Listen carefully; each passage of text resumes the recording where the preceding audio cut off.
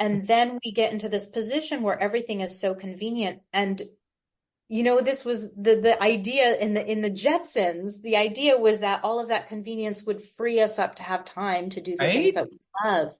But what have we done with all of this free time that where we're not making home cooked meals and we're not having to go to 7 different stores to get, stuff for a kid's birthday party? We're working Right. or we're scrolling. Right. Right. Even worse. This episode of Grounded in Maine is sponsored by ESG Review. ESG Review magazine is published quarterly in February, May, August, and November, and is available for free in print and digital formats. ESG Review is devoted to environmental, social, and governance strategies, technologies, and investments. ESGreview.net is updated every Wednesday with 8 new stories and is home to feature articles, news items, and more. Visit esgreview.net to stay informed and help us spark the collaboration and awareness needed to develop sustainable economies and communities around the world.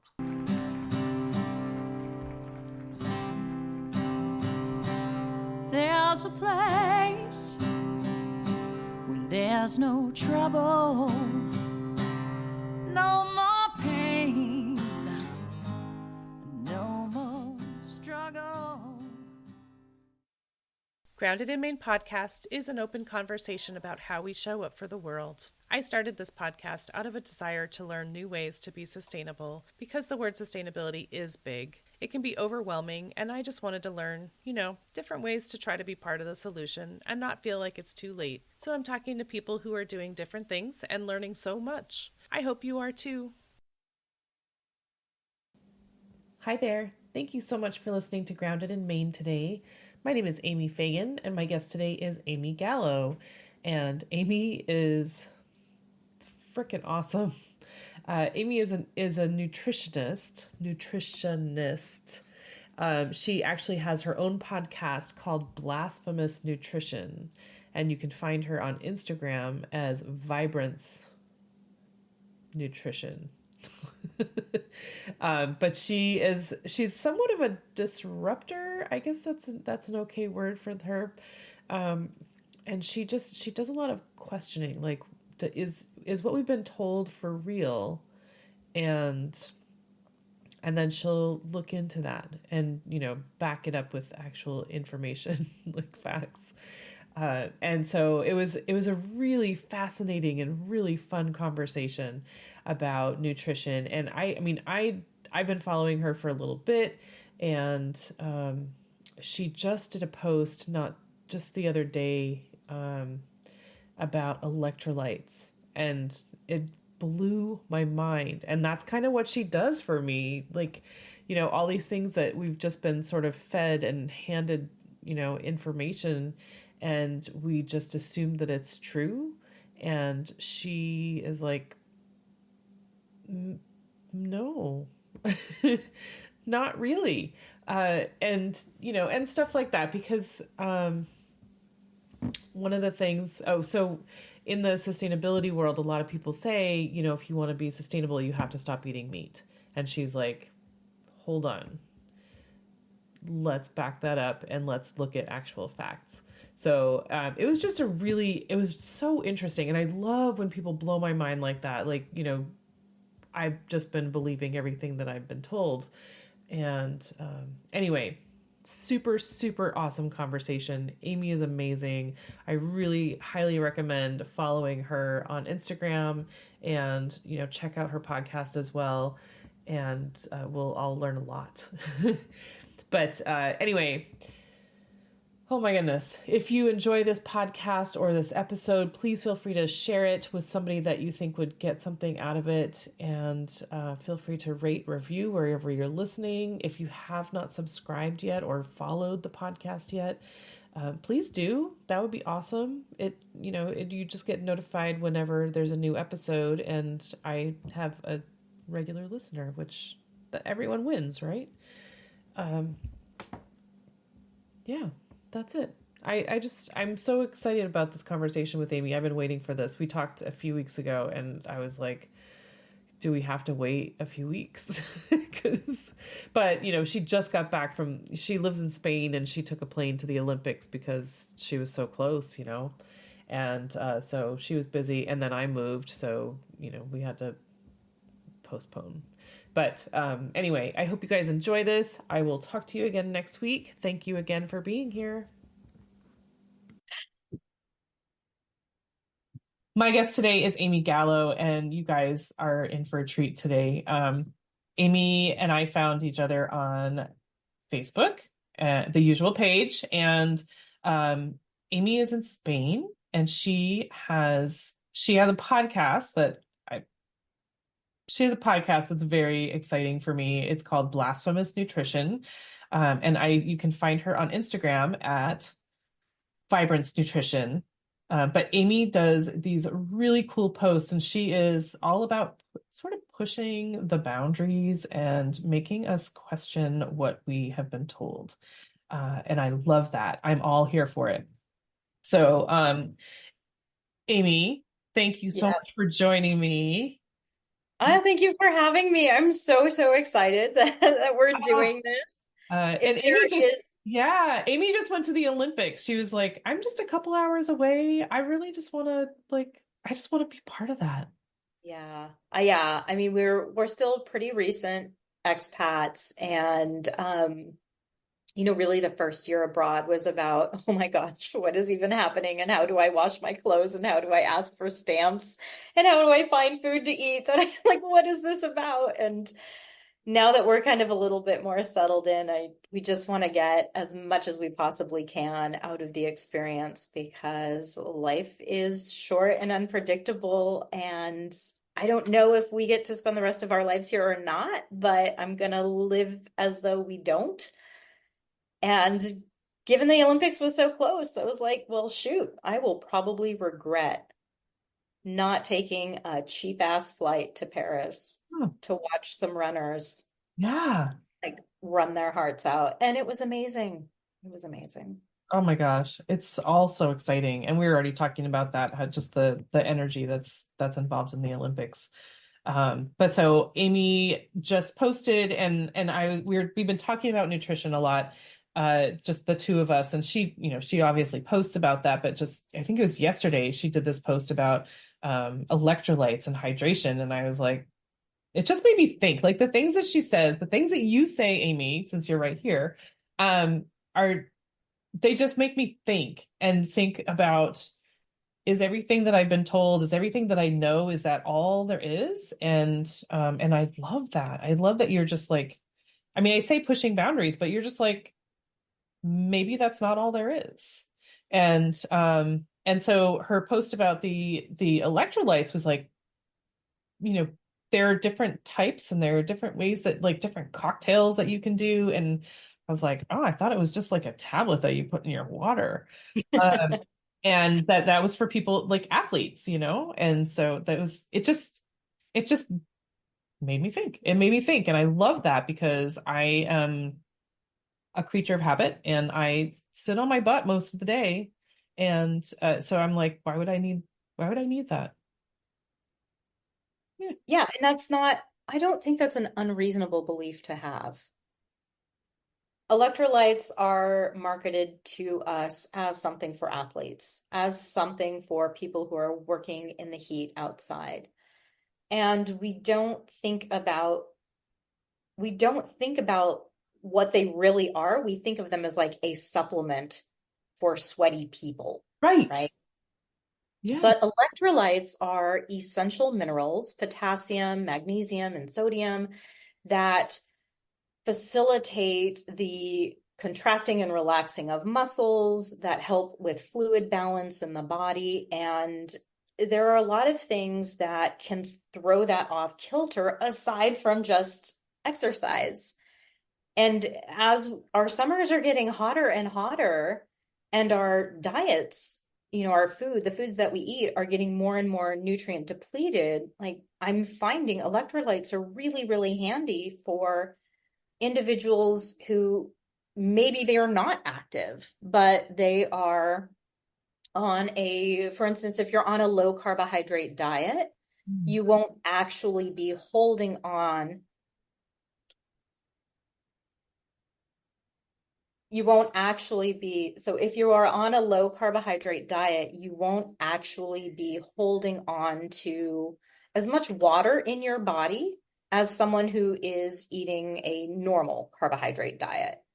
And so, because when we store carbohydrates in the liver and in the muscles, it's stored as a molecule called glycogen, which is the glucose, that sugar, with 3 water molecules attached to it. And that's the form that gets put in the liver, gets put in the muscle. So then later on, when you need that carbohydrate because it's been 3 hours since lunch, or because you are, going on an afternoon jog, or you're running across the parking lot after your child who's sprinting away from you, because we all know that happens, your body will pull that glucose out of storage and use it for quick available energy, right? So when it does that, in order to access that original glucose molecule, it snips off the water. Now, in a normal carbohydrate diet, your next meal, you replenish your carbohydrates, that water then gets attached to any extra glucose, right? But if you are on a low carbohydrate diet, that extra water is not needed because you do not have as much glycogen stores in the muscles, in the liver, because you're on a low carbohydrate diet, right? So you're holding on to less water weight. And anybody who has ever done Atkins or any other low carbohydrate diet, keto, right? The first week or two, you get that whoosh, that drop of weight that's really sexy and glamorous and very exciting. And it is mostly water that you're losing because you're going through those stored carbohydrates. You're going through that glycogen. You're using up that glucose first, and then your body is shedding the water. Now, when your body sheds that water, it also sheds magnesium and potassium and sodium that is in that water. And so for individuals who stay on a low carbohydrate diet, their potassium needs, their magnesium needs, and their sodium needs are higher because they're not keeping as much of that in their body. And if anybody has ever gone on a low carbohydrate diet, or anybody in general, because potassium and magnesium are also chronically underconsumed in the American diet, you may experience things like muscle cramps, headaches, brain fog, fatigue, high blood pressure. These are just some of the symptoms of electrolyte imbalance. Yeah, and how common is that? How many of us are tired? How many of us, have episodic muscle cramps? How many of us have brain fog and we can't think clearly? And we think it's just because we're tired or we're getting old, or, and it's so much of what we put up with is due to not having the deeply nutrient dense diet that we need. And what we think of as a nutrient dense diet is not actually very nutrient dense. Oh gosh. Do you see, you guys? This is what, her posts were just mind blowing for me. And I was like, but I don't, I work at my desk all day. So why would I need this? But then you say something like this, and I'm like, oh, why have I not been why has this not been suggested sooner? Why are we not understanding this? Why is this not something that's part of our normal life? But so that is so helpful. I mean, that information in general is so helpful, but I know that there's so much more. There's so much more. And so definitely I've spent my life in nutrition books, and I started studying nutrition when I was 12 years old. Oh my gosh. So you've got lots of time of studying. And so, folks, if something like this interests you, definitely check out the podcast. I will be doing that myself, but she has so much. And so one of the things so you said you started at 12. You started learning about this at 12. Why 12? Right? Why? You were preteen. You're supposed to be thinking about boys. What is this? I mean, I think I still had New Kids on the Block posters in my room at that point in time as well. Right? So I wasn't 100% nerd. But what happened, and I know this is going to resonate so much with your audience. What happened is, I was 12 years old. I was in a bookstore. I've always loved reading. And on the end cap of Walden Books, if anybody remembers Walden Books, there was a book called 101 Ways to Save the Animals. And I'm 12. I love animals, right? My mom loves animals. We would rescue animals off the street and rehome them, right? Take in birds, and like we've always been a very pro animal home. And I thought, at 12, I thought, oh, this is going to be about dolphin safe tuna and saving the rainforest. And unbeknownst to me, this book was written by the founder of People for the Ethical Treatment of Animals.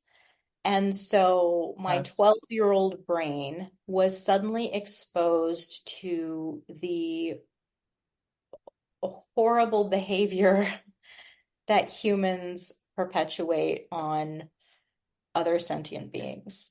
It was an education on fur farms and animal testing and factory farms. I didn't know any of that existed. And so relatively quickly, practically overnight, I became one of those militant, annoying animal rights activists. And for context, this was in the 1990s in Anchorage, Alaska. Oh. So I was definitely an outlier.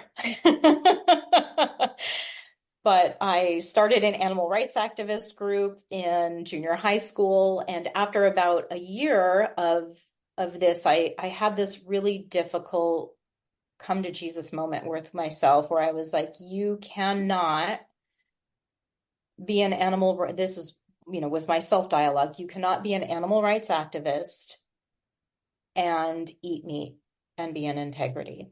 Mm-hmm. And so I became a vegetarian. And there were some family members that were concerned about that choice, particularly as a young girl, specifically concerned about my protein adequacy and whether or not I would get enough iron on a vegetarian diet. And my 12-year-old logic said, well, the entire nation of India is vegetarian, which is actually not true. And they're fine, also not true. In entirety, especially in the 90s. And so this, I just need to educate them. And so I went to the library and, I went out to feed my confirmation bias. And I went and I looked at books on vegetarian diets. And in my process of justifying my choice to my family, I came to understand that the degree to which what we put on our plate serves to enhance our health or destroy our health over time. And that was also a conversation that had never occurred in our household. Food was what you eat to stop being hungry. Mm-hmm. And that was kind of, aside from candy's bad for you, soda's bad for you, that was sort of just kind of how the sum of it. And so to discover these things and this was the 1990s vegetarian movement, which I have to say is very, very, very similar to what we're seeing right now in terms of how, now we call it plant-based, which is, I have so many judgments about that label. America's already eating a plant-based diet because over 60% of our calories are coming from starches, which are found in plants, right? So, I mean, plant-based is, anyway, I'm not going to go down that rabbit hole unless you goad me into it. Where was I? I've lost myself. So 90s vegetarian movement. 90s vegetarian movement, yes. So in reading these books about vegetarian nutrition, I was also learning the other arguments for a meatless diet, like the environment, right? Animal rights. Mm-hmm. And again, I'm 12, 13 years old, And I'm just starting to become aware how I, as a human, can have an impact on the world around me. And so it was very formative. It was a very formative education during a very delicate time of my life. And that's what brought me into nutrition. I am no longer a vegetarian, which may surprise a lot of people. And but I never stopped being utterly fascinated with how healing and powerful and medicinal food is. Mm, right. And It, it's so true. Like what you were saying, we're given food, our meals to stop hunger, not to heal and nourish so much. yeah, it's not part of the conversation, right? And if it's ever mentioned at the table, it's like, eat this, it's good for you. But that's such an abstraction that it doesn't really hold a lot of meaning for anyone who is told that. Why? Why is it good for me? What Yeah, exactly. about that is good for me? Why? Yeah. Yep. And so your little 12-year-old brain was spinning, right? Oh my gosh. And the rest of us were just we were just not even thinking about that. Not even thinking about it. No, why would you? I mean, and it will, I mean, I will say to some extent, it ruined the rest of my childhood because everyone else I went to school with was, being normal teenagers, and I was concerned about the end of the planet and suffering, and it was not the happiest time of my life, that's for sure. Right. I mean, as Brene Brown would call it, melancholy. Like, Yes. how can you go through a life so happy? Like it's just there's so much happening. Yeah, got that. Okay. And so that's intense. That's intense. Like and so did you buy that book with your own money? Like did your mom Oh, I I'm was by myself. I yeah. was by myself when I bought Okay. it. Yeah, yeah. So I would have purchased it with my own money. Okay. And your mom didn't, she was worried about you, but I that's it's My mom actually was not. Neither of my parents were worried. They thought it was a phase. They were like, "Oh, we'll take you out to steak dinner. You'll change your mind." The thing you never tell someone on the cusp of adolescence or in adolescence, you never challenge them like that.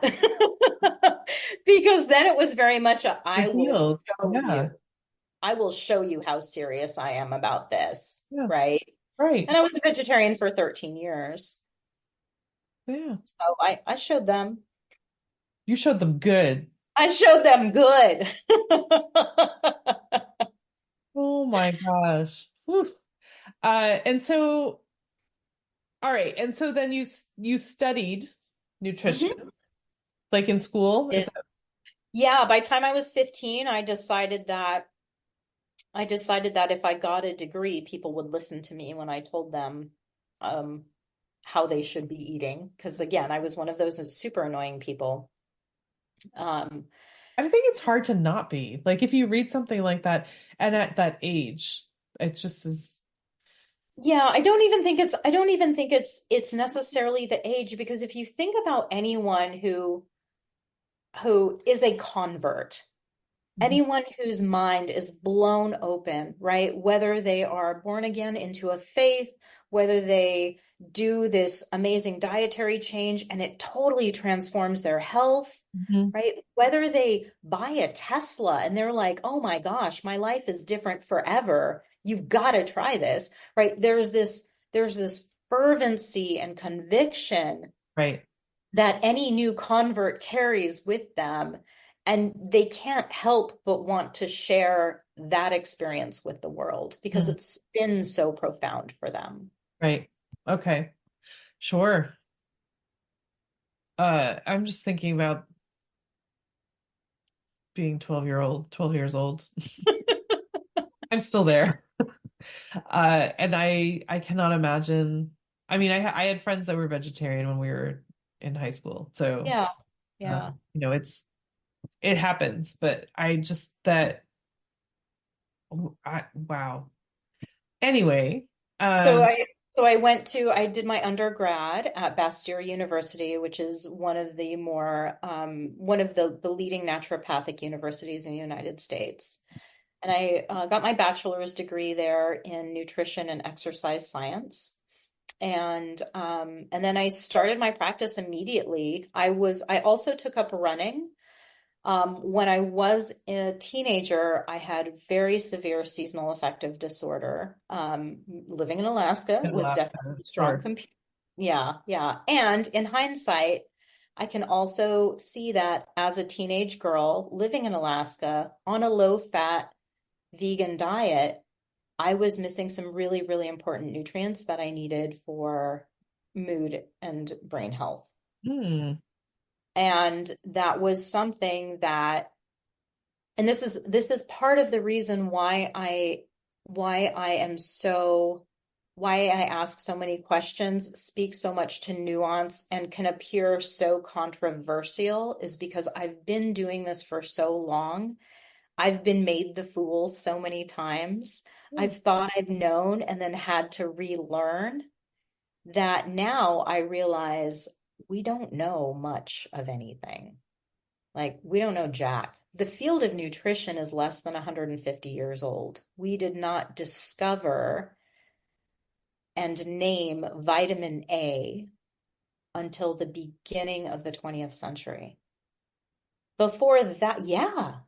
Before that, we were still talking humors and diseases were by, things in the air and too much like stagnation in your blood, right? Like it was all very much still derivative of like Greek and Roman Right. Hippocrates type stuff. So, Wow.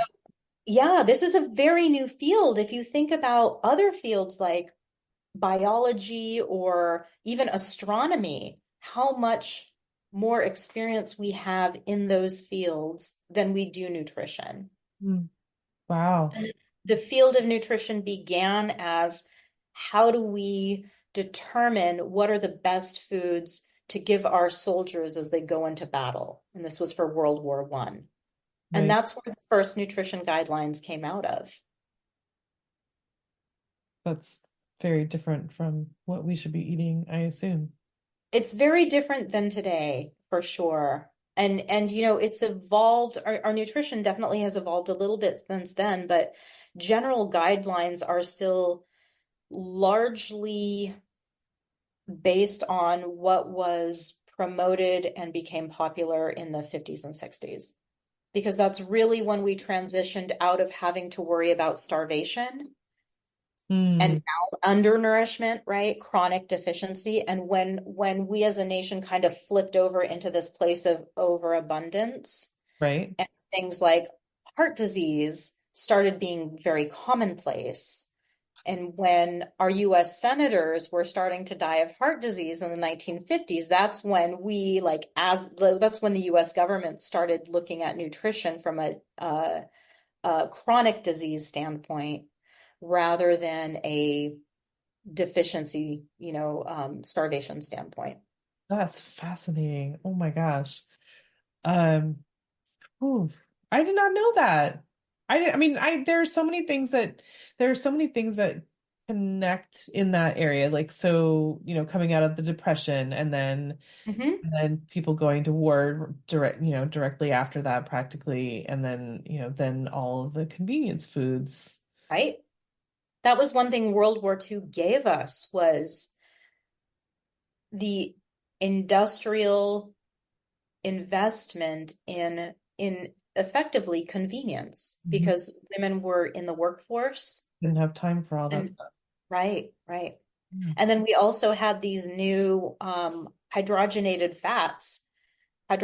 vegetable fats that we needed to put to good use because at that Needed. we created them, we got to keep using them, right? It seems to be sort of how things go. Because during World War II, housewives were told to save their bacon fat and basically save the bacon fat for the boys. And the bacon fat would be sent off. I don't know where, there's probably some kind of collection place in the city, but you would take your animal fats because they would be used in munitions making. Oh, okay. Yeah.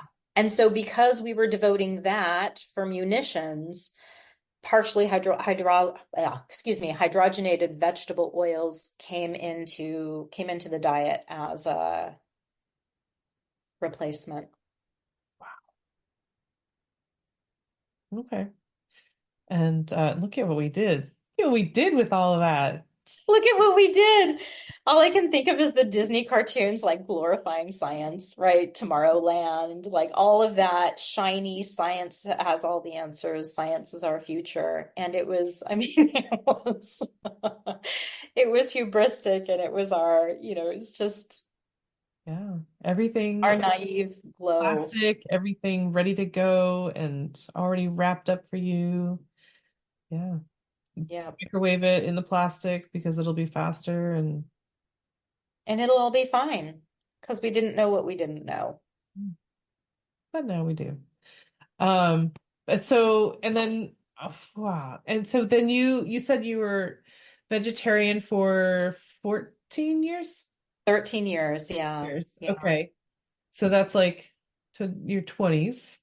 I was in my mid-20s when I started eating meat again, and that was hard. That was really hard for me. My body started telling me it wanted meat about a year to a year and a half before I was willing to give it a try. Mhm.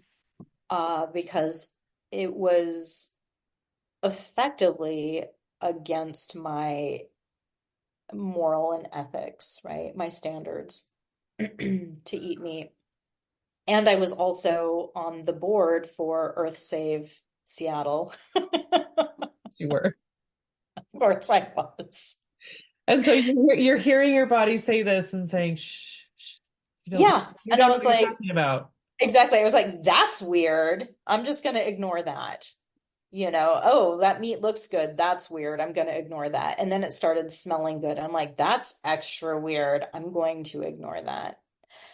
And this was post grad, so I had finished my bachelor's degree, and I was taking a certification in health coaching. Um, I was in New York City, and I had been in class that day, and our instructor had been talking about various forms of oppression, and that everyone experiences oppression.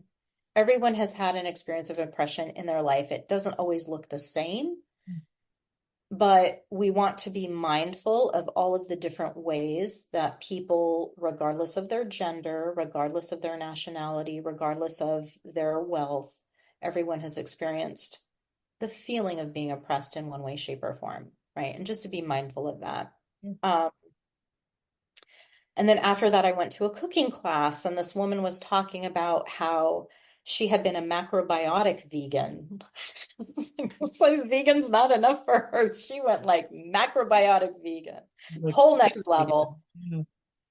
And one day she was just walking down the streets of Manhattan, and as she stated it, her body literally stopped in front of a burger joint and would not move until she went in and got a burger. Mm. And she went in and she got a burger, and it changed her life. Like her energy was through the roof. She had like, oh my gosh, it was incredible, right?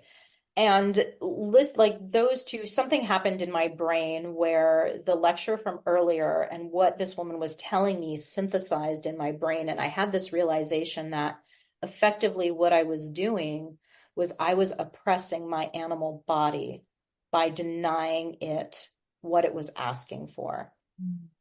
Yeah. And this is something that I would never do. If a client came up to me and they said that they were having cravings, I would never tell them not to honor that wisdom that their body was reflecting to them. Mm. And so I had this new, like, come to Jesus moment where it was like, girl, you're going to have to try meat. Yeah. And so I was like, okay, well, maybe you'll get lucky and it will make you violently ill, and then you can say you tried and be done with this, right? And I was like, well, let's give it a shot. So I went to Whole Foods and I got like a sample of their little, like they used to do this beef, like a beef roast thing that they would slice up. So I got a sample of the beef. And because I was sat on the board of an environmental vegetarian advocacy group, right? Like I took my little sample of meat and I found an aisle where there was nobody there because, oh my gosh, what if someone saw me? Oh, The horror, the shame. And I ate it. Much to my dismay, it was not disgusting. It actually tasted pretty good. So I went back to the deli counter and I ordered a 3-ounce portion to take home and turn into a taco. I was like, well, maybe this will give me like horrible stomach cramps and I'll be violently ill and then we can be done with this, right? get out And of my say, system.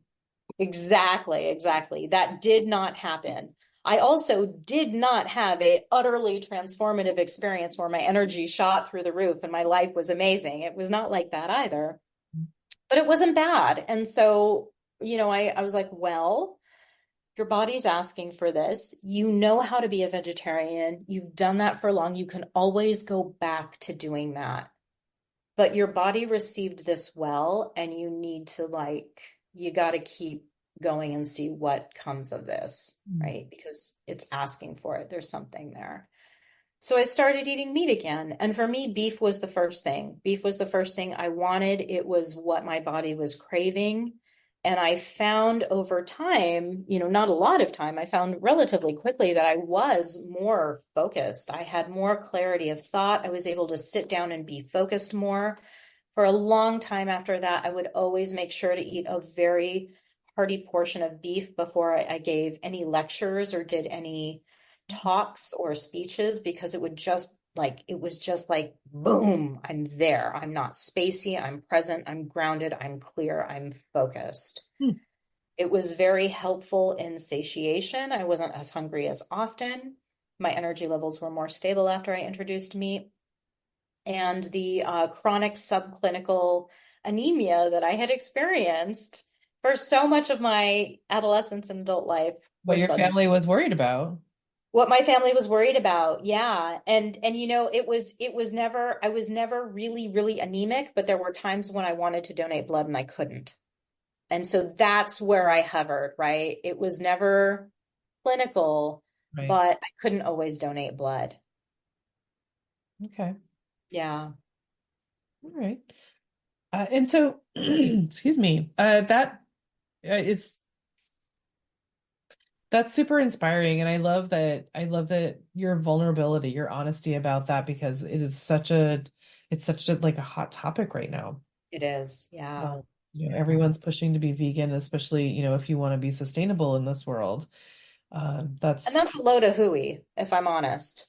Like, that's crap. And I mean, I'm not just saying that. I promise you, I'm not just saying that. The Environmental Protection Agency, their most recent data is from 2020. And when you look at global greenhouse gas emissions, the entire agricultural industry, not just meat, the entire agricultural industry, everything that the United States produces to be consumed accounts for about 10% of global greenhouse gas emissions. That's it. And I found a paper that kind of teased it out a little bit and effectively hypothesized that if the entire country stopped eating meat, it would only reduce America's greenhouse gas emissions by 2.5%. Oh, what? Based on modeling, yeah, but they did some statistical modeling.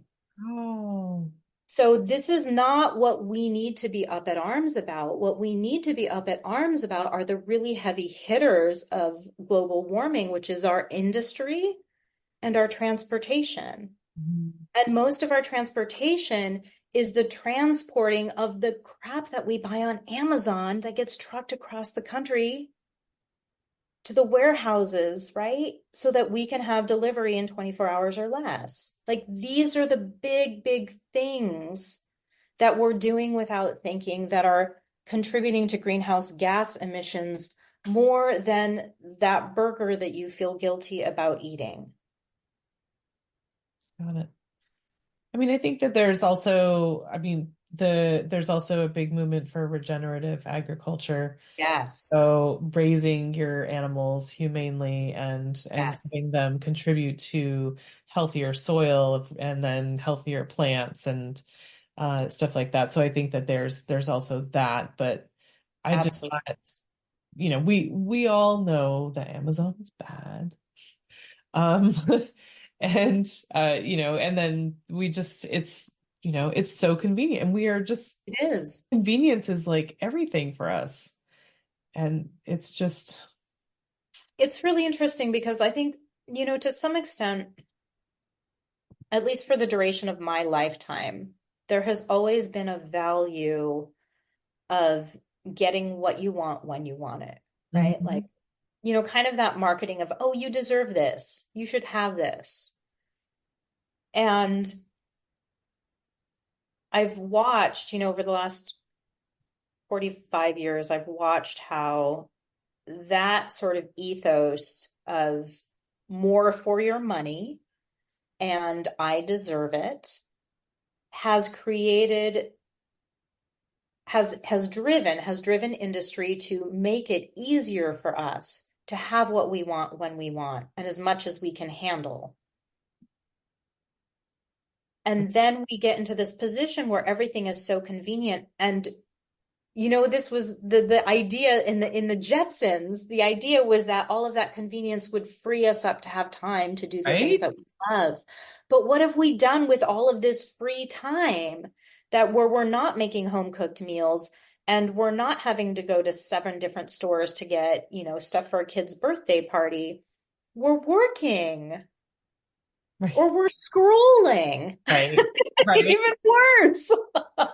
It's like it's I have it breaks my heart. It breaks my heart because it's almost that culturally we're trapped in something that is making us desperately ill, physically and mentally. Right.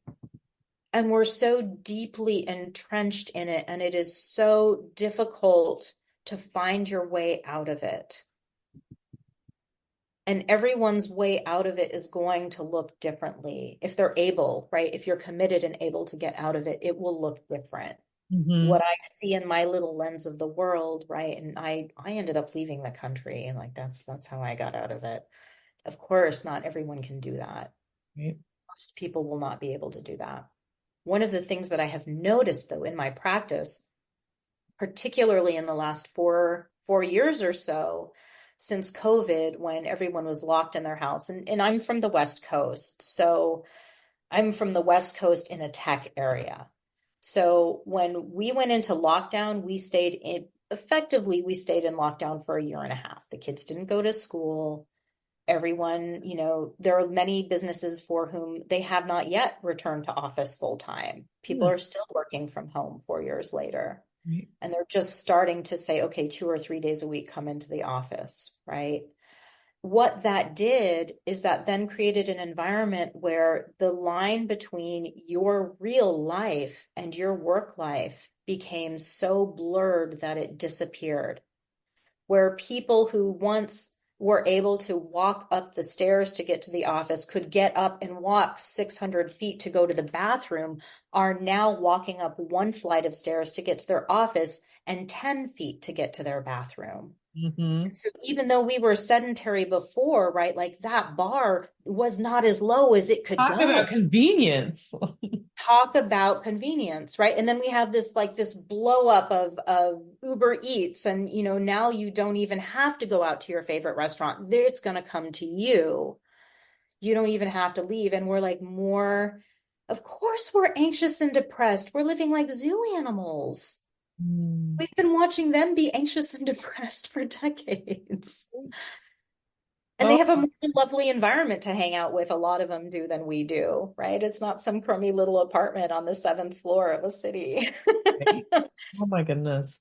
I mean, just it, and I said this way back in the beginning of the podcast, like, all these things of convenience. And so now I'm working in healthcare, Mm. and the older generations are like in the office all the time because Wow. they had, they had the cigarettes pushed on them. You're going to be so cool. This is so good for you. And, you're going to feel good. You're going to feel so cool. And alcohol was like, Yep. everyone was doing it. And now all the plastics and the convenience foods and everything. And Yeah. it's And not now they're so spending bad. their retirement Right. going to doctor's appointments. Or sick or stroke. Yeah. Yeah. Gosh, it just is so sad. And our generation is set up to be worse off if we do not fight to get out of what the pandemic created for a lot of people. If we don't push against that, if we accept that as the new reality, what you see in the medical office will be happening 10, 15, 20 years earlier with our generation. Right. And if Yep. that's what our children grow up with, seeing as normal, they will have it worse off. And current statistics are already saying that today's children have a lower life expectancy than their parents do. And this is the first time in recorded history that the children are not expected to live as long as their parents. Ooh, I did not hear that. Wow. Yeah, we've got to break that chain. Break all It the, has got to be broken. yeah. If there's anything that is not sustainable in this country, it's our healthcare system and our means of dealing with disease.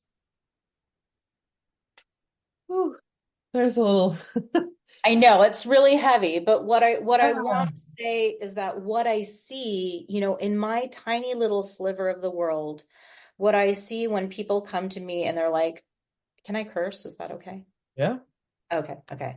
When people come to me and they're saying, "I'm sick of feeling like shit. I don't want to do this anymore. I know I need to eat better. I'm really struggling because my work environment is set up like this. And then I've, got kids or I've got this going on or this, that, and the other, and I can't see my way through the forest." And we start working together. What I'm consistently seeing now over the last 3 or 4 years is that when people start changing their diet and they start getting the nutrients that their body has been asking for, that they may not even be aware that their body is asking for it because we're also not taught to tune into our bodies and listen to 100%. those messages and understand them, Right. right?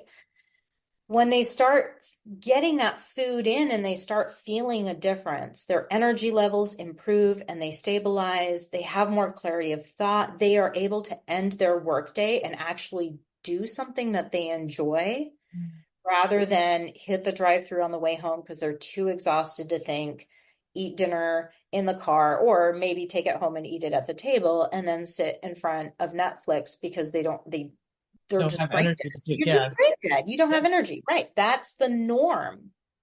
When that starts to shift, people then have the energy and the vitality to start thinking about the other things that they want to shift in their life. And I have this energy. I feel so much better. I bet I would feel even more better if I stopped answering emails After. after 6 p.m. If I stopped committing to going to meetings where I'm not actually needed. If I started setting boundaries at work, and then they have the energy and they have the wherewithal and they have the internal strength now to start to push against those toxic work boundaries that are eroding at their quality of life. And they start setting limits at work, or they start setting limits with their children, hard things, or where any relationship that's taking a bit too much from them, right? They start setting boundaries with friends. And then they claim even more vitality. And then there's just this snowball effect. And so I've been watching people. It's so exciting, actually. It's so thrilling because I'm watching people now be like, "I'm telling my boss no. I'm leaving work at this time. I don't care if I don't get the raise because I'm now going to resume this hobby that I haven't done in 10 years that gives my life meaning. Mm-hmm. I'm taking a sabbatical from work for 3 months because I need to reassess what's important to me. I need to lean in and commit to my health. I need to restructure my life in a healthy way and then reintegrate work to see how work fits into my life, Wow. right? Rather than see how I can fit myself into the demands of my team, my multiple bosses, and the stockholders' need for ever increasing profits. Right. Yeah. Well, or even just, with the workplace being such a stressful place for many people, Mm-hmm. then, adding your life in, see how I feel after work, Yeah. that type of thing. And then, so that's amazing. Like, that's so empowering. It's incredible. And, the first one or two times that I saw it happen, I was like, wow, look at this Yeah. person go. And then now I know when someone is staying with me for 6 months or longer to move through their, to get their diet dialed in, to be super supportive, to get some health objectives met. When they commit at the onset for that length of time, I know I'm like, you are going to have a life-changing experience. I may not tell them that straight out of the gate, but I know I'm like, oh yeah, things are going to change for you, honey, and it's going to be amazing. Oh, oh my gosh, what a great place for you to be. It's incredible. I mean, I always knew food was magical, but the older I get and the more time I spend in the field, Hmm. the more opportunities I have to see like just how incredibly powerful nutrients are. Hmm. And it doesn't matter, if you can find a way to be vegan, if that's really important for you, and you can find a way to be vegan that does genuinely meet all of your nutrient needs. And you know that because you're tracking your nutrients, and you know that because you're getting blood testing to confirm. Hmm. Amazing, fantastic, thank you. Show me your food logs because I'm super curious. Hmm. What the body needs is the body needs nutrients. It doesn't need a Mediterranean diet or a vegan diet or a paleo diet or a keto diet. It needs nutrients. We know of about 100, 150 nutrients that are essential for the body. That's a lot, And that's the tip of the iceberg. right? That's the tip of the iceberg because there's a lot more about nutrition that we don't know than what we do know. Yeah. We have not yet determined that things like antioxidants are essential for human health. That is not, our governing bodies have not yet declared that antioxidants are an essential part of the diet. Oh, wow. Yeah. But things like vitamin C, vitamin D, iron, selenium, right? These we know are essential. Of the known nutrients that are tracked and recommended daily intakes, 98% of Americans don't meet 100% of all essential vitamins and minerals. What was that percentage? 98. Percent are 90 not getting the right are amount. not getting enough. Mm. Correct. 98 out of 100 people are nutritionally insufficient. The more we restrict foods, particularly nutrient dense foods like shellfish and meats and our animal proteins, the greater our odds that we are going to develop a nutrient deficiency that depletes our health and quality of life. Doesn't mean it can't be done, but if you're going to do it, honestly, even a degree in nutrition was not sufficient enough for me I'm sure. to not prevent illness. Mm. I'm sure I had a vitamin D deficiency. Nobody ever tested that back then. I flirted with anemia all the time. I developed irritable bowel syndrome. And so I was losing a lot of opportunity for nutrient absorption there because I couldn't keep anything in my system for 10 years. Right. And so, there's so many factors that need to be considered. And when you get on social media or you read a really powerful book that says this is how you have to do things, or this is what's appropriate for human health, or this is what you have to do to save the planet. This is the only way to be sustainable. Remember that you as a human being, your mind, your body, your spirit also needs to be factored in to the question of what will be sustainable. Ooh, yeah. I love that you bring it back to that too. Like there's so much education, there's so much to know. And then people can say you need to do this, but there's also like you need to listen to your body. And that's so important. Absolutely. I mean, you were a vegetarian for 13 years and Yeah. you were ignoring your body, but knowing your body was saying those things. But so I love, and I know, one of the things that you had said in your guest forum was that you wanted to say, meat is not, how did you say that? Basically meat is not the enemy. Like we, Yeah. and so that is, it's sort of contradictory to what a lot of people are saying, but that's also, that's exactly who you are. And I'm here for it. But I think it's also, just like going to the doctor, you have to be your own advocate. You need to listen to what your body is saying, and you need to do what's right for you. Absolutely. Absolutely. And a lot of people feel guilty about liking meat, and you don't need to do that. That's not Mhm. that's not helpful. That's not useful. Yeah. Meat provides so many important nutrients that we tend not to get enough of in the diet, particularly as we are getting older. For kids who are growing up, they need so much nutrition. And as we hit middle age, as women start to go into perimenopause and menopause, as men get into 50 and older and their testosterone levels start to decline, we need more protein, and we need more protein with all of the essential amino acids in it, which animal protein provides in a much more abundant and readily accessible form for the human body. Hmm. And often that's why people like meat is because it's giving their body something that it needs, right?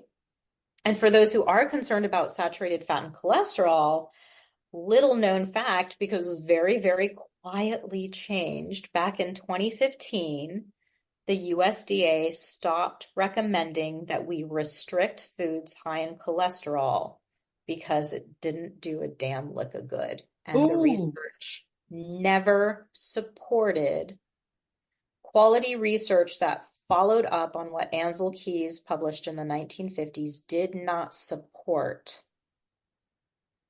the hypothesis that the cholesterol you eat becomes the cholesterol that lines your arteries and gives you a heart attack.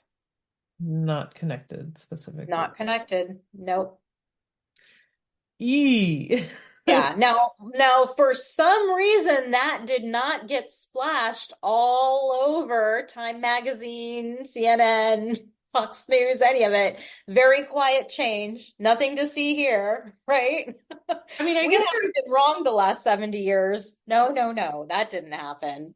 I mean, there's also, there's the argument about like eggs and salt and stuff like that. So Yeah. it's, we there have been, maybe that's partially why they're like, well, we're not going to say that very loud because, we've been loud about things before and then we've been had to take it back, right? But who knows? But just, listen to your body, man, and eat as healthy as you can. Eat healthy food. If you're Yeah. gonna eat meat.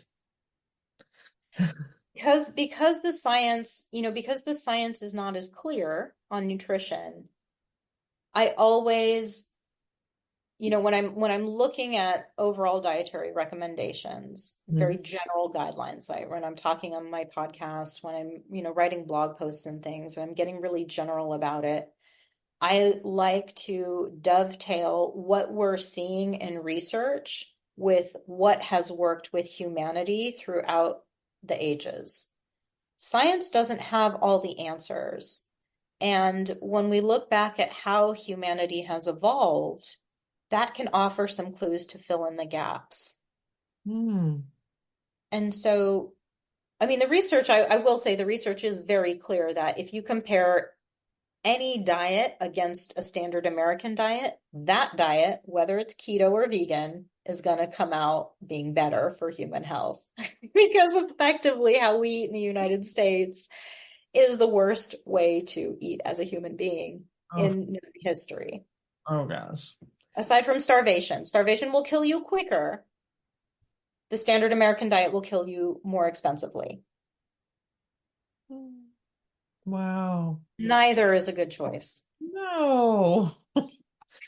Wow. That's a lot to think about. My goodness.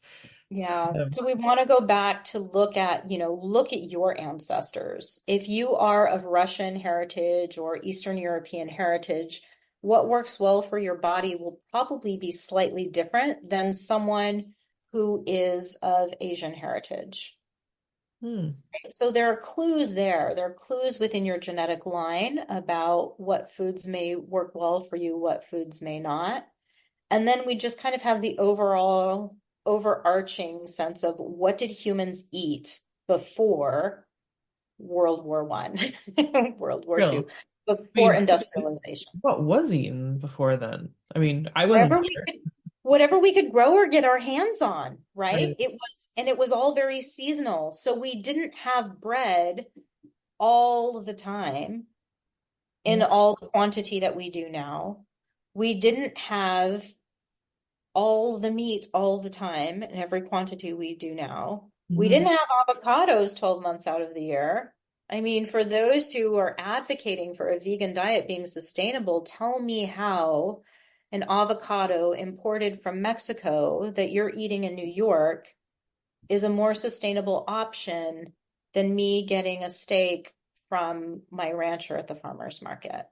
Mm. Like, it doesn't compute, particularly when you look at the EPA chart that shows that transportation and industry account for, together nearly 50% of greenhouse gas emissions. Mhm.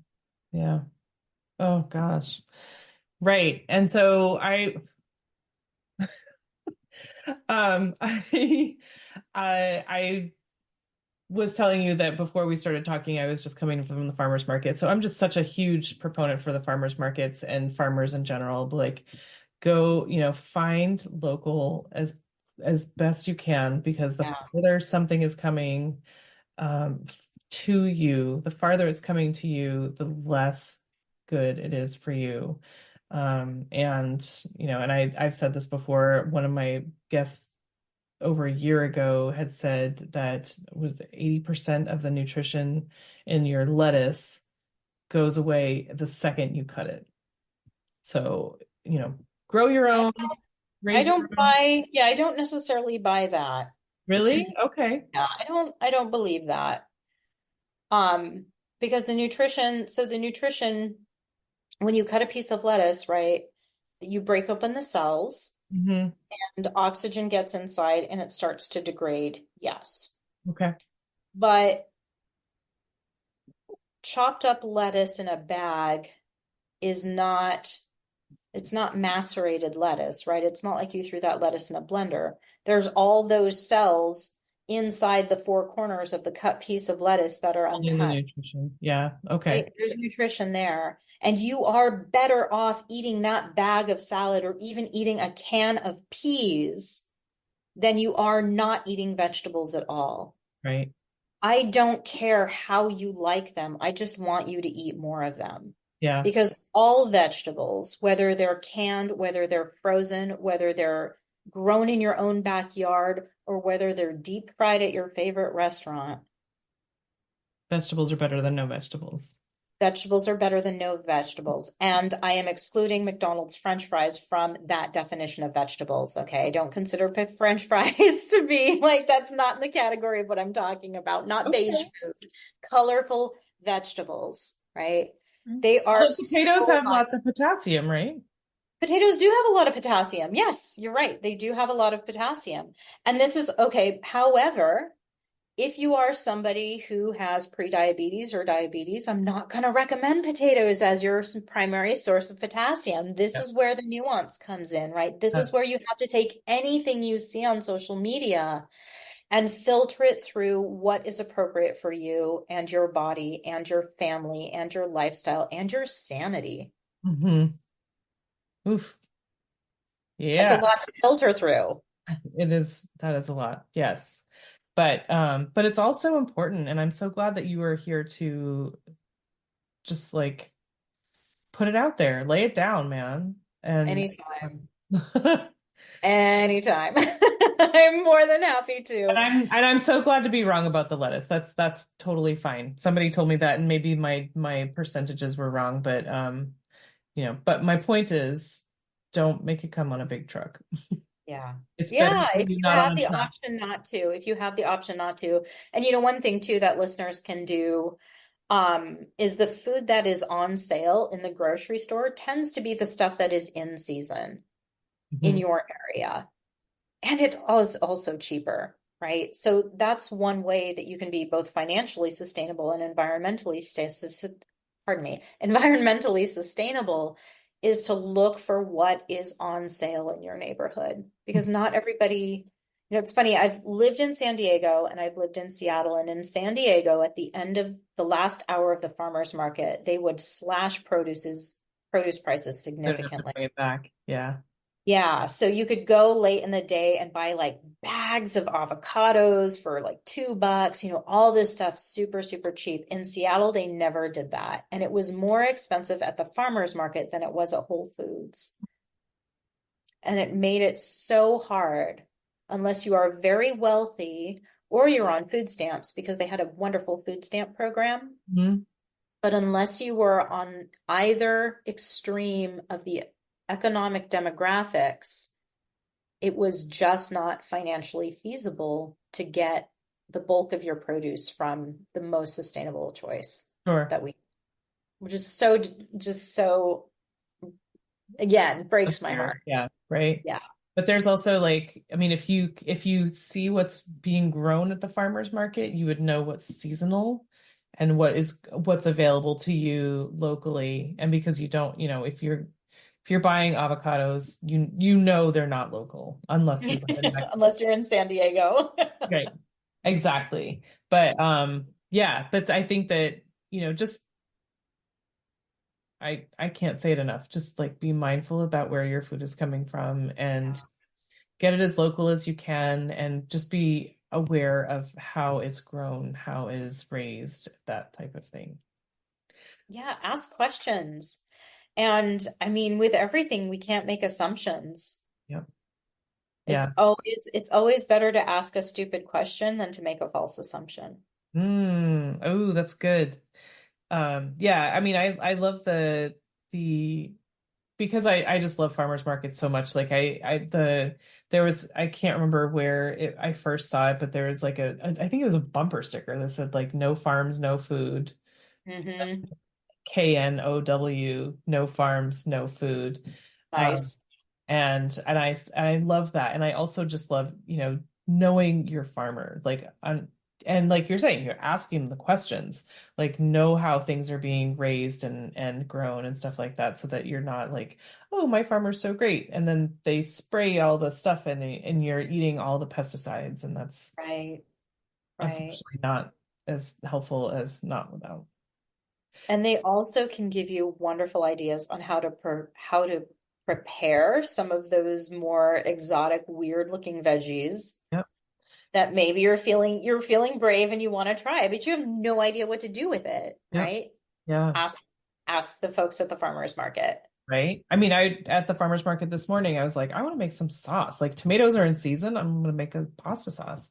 And so I told them that, and I'm like, I'm, filling my little bags with tomatoes, and they're like, you want to make sauce? Like we've got these tomatoes, they're, they've like scabby or whatever. So I got like 10 pounds of tomatoes for $8. Oh my gosh, that's I awesome. was like, dude, you guys are awesome. Yeah. So, if you talk to the farmers, you might find deals like that, and they might be able to hook you up, or, I don't know. I just love farmers. And I would almost, I kind of want to say, ask if you can volunteer or something. You know, if you volunteer for something, you can maybe get something out of it. I don't know. But anyway, back to Aimee. I I appreciate you so much. I love that you like blow my mind daily with your posts, and I look forward to learning more from you. But so when I say the word sustainability to you, Aimee, Mm. what does that mean?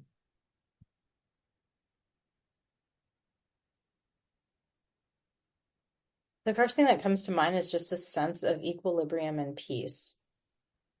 Mhm. That if I'm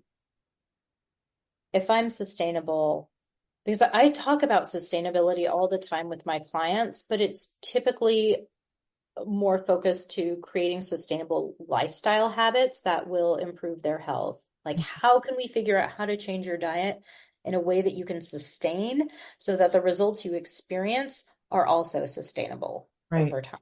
Yep.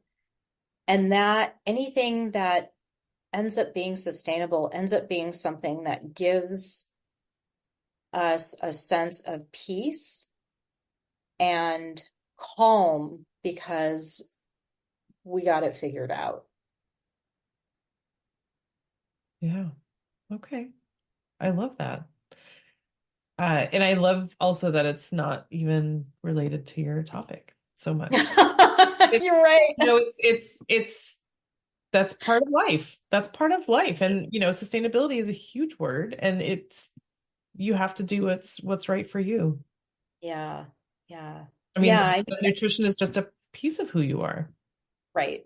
Right. And I think too, like when we're thinking about environmental sustainability and what we can do for our planet, we also have to take into consideration what is sustainable for us as individuals and as a species, right? What is realistic and sustainable for us? Hmm. Because some of the well-intentioned choices that are being made ultimately are not realistic and Hmm. not sustainable. Right. Okay. That's really good. And then, so my last question is how, oh, I hope that people are super inspired by this and just like, you know, like me, your mind has been blown a little bit and it's been expanded and you have all of these thoughts, and you want to learn more. How can someone find Aimee Gallo? I can be found on Instagram at Vibrance Nutrition. That's VIBRANCE Nutrition. And I also put out a podcast each week called Blasphemous Nutrition, where I, just like today, kind of dive into the nuance. And because I live in sort of the gray area of nuance, anything I say is considered blasphemous by somebody out there because I live in neither extreme. I love it. I love that you just question everything. Like, is that really true? Like, it's in books. People say it. Is it true? Like, is that true for me? Is it true for you? Um, very cool. Yeah.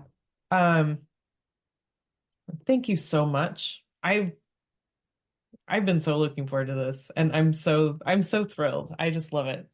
And maybe a trip to Spain is in the Maybe so. Maybe so. You would be very welcome here. I had such a great time, Aimee. Thank you so much for the opportunity to talk with you. gosh. Oh my gosh. So you guys look up the podcast, look her up on Facebook, on Instagram, because her posts are just freaking outstanding. And you learn so much. I just want to take a second to thank my guest again for speaking with me and sharing such great information. I love having these conversations with folks. I also want to thank Buzzsprout for hosting the podcast, for Jane Bolduck and her music genius, for Becca Coffron and her award-winning artwork. And thank you for listening. I appreciate that so much. Please check out the show notes for any links and extra information. And if you would like to follow my guest and find out more about them, I'm sure they would love the follow. And if you don't mind leaving a rating or review wherever you're listening, and just help to get this podcast in front of new eyes, that would be amazing. I would really love that. And feel free to reach out to me on the socials and let me know what you're thinking. And if you would like to be a guest on the podcast, please let me know that. I would love to have a conversation with you about sustainability. All right. Thank you again. I hope you have a great rest of the week.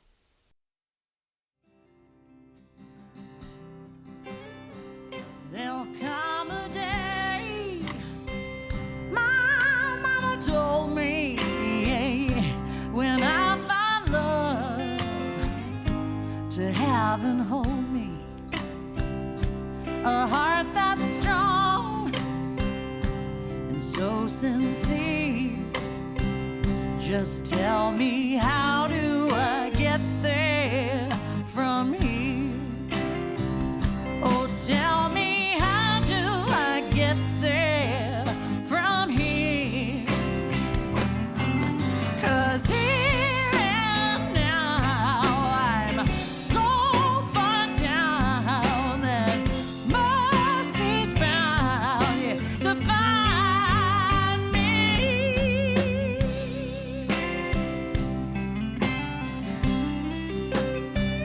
We'll find a way to soothe the sickness, we'll heal the hate with sweet forgiveness.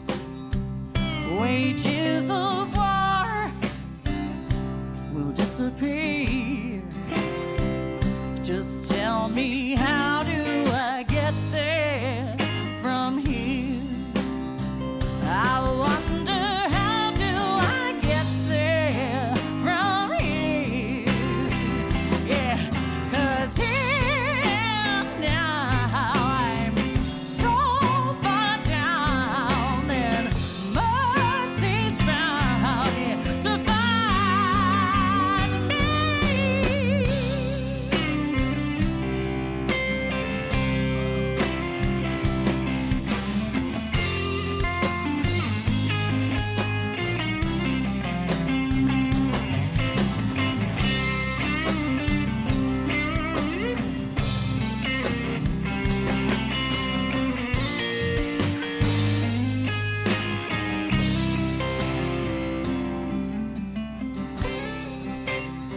When that state of grace has finally found me, well, there'll be music, ooh, and good friends around me, yeah. And I'll just smile through happy tears and wonder,